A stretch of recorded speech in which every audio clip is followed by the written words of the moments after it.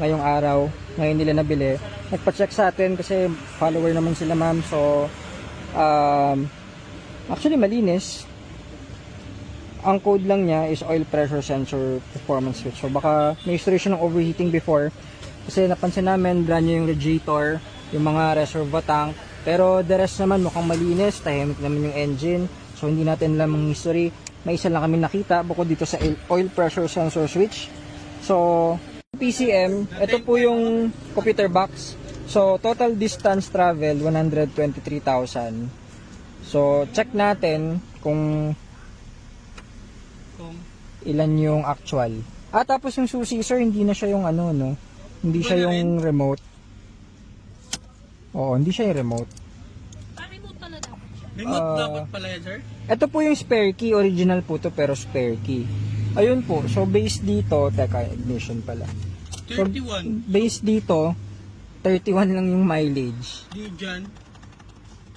Pero ito yung legit na mileage to, sir, no? Oh, kasi ito po sir, naka-access tayo sa computer box. So, ang computer box, hindi po yan magsisinungaling. So, 31,000 dito sa Nandun. gauge. Baka po yun. Pa-check natin dito. And dito sa, check na rin natin yung papers. Car dealer nyo po ba nabili? Po? Car dealer nyo po siya nabili. Marketplace, eh. Ayan, total distance travel. Oh, diretso naman sa bahay. Ayan. Ayan po. So, 123,364 ang actual kilometers na nabiyahe nitong kotse. Voltage mababa rin, tapos nakakode yung oil pressure sensor switch. 31. So, medyo sobrang layo. Sobrang layo. Sobrang layo sa 31. Check natin yung ibang mga ibang ano dito sa unit. Gawin kong tinatanong niya kung miles o kilometers. So kahit gawin ko siyang miles, malayo pa rin po siya dun sa reality price.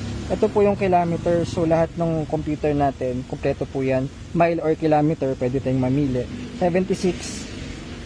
Ito, kapag kilometer, 123,000. So yan, kung gusto po niya ng miles, pwede rin po yan. Pero lahat po ng reading sa panel gauge natin is kilometers po. Ayan o. Nare-reset po yun sa panel gauge. Pero dito, kapag niscan mo sa computer box, hindi ko masabi sir. Yun kasi sir, nare-reset kasi yan eh. Pwedeng dayain talaga yun. Air cooling yung bago? Alin po? Ano yung bago? Air cooling?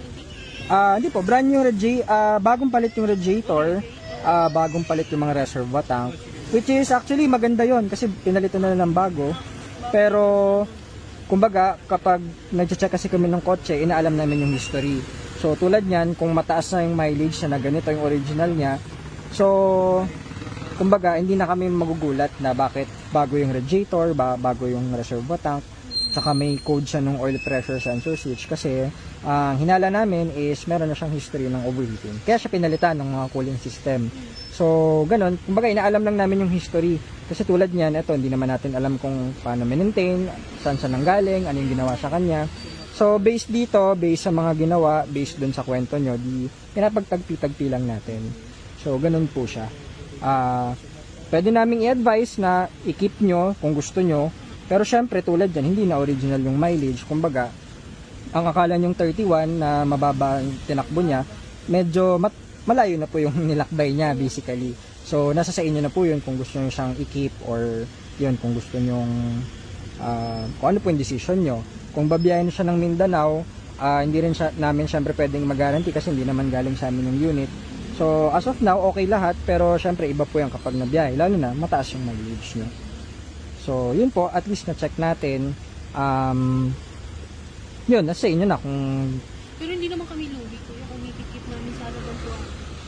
Well, masyado po kasing based sa opinion ko, syempre, kung 100 plus yung tinakbo, ang benta namin sa ganitong trend na Fiesta dito, around mga, sa year model niya, mga 290, 300. So, dito kasi full refresh. Nakikita niyo sa mga videos. So, Nakikita ko po. yun yung, kumbaga, kayo na lang po mag-ano ng math kung yun, nabili nyo kasi siya ng ganong price. At, to be honest po, kung ganong price tapos 31,000 mileage, tas wala naman siyang issue, okay yun.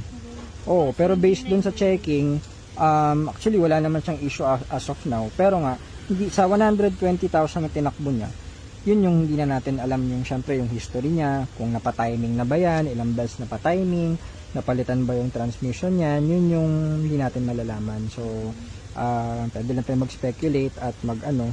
So, hindi talaga natin siya kasi nga, taas ng mileage niya eh. Although as of now, running siya maayos, walang overheat, okay naman. Ganun po.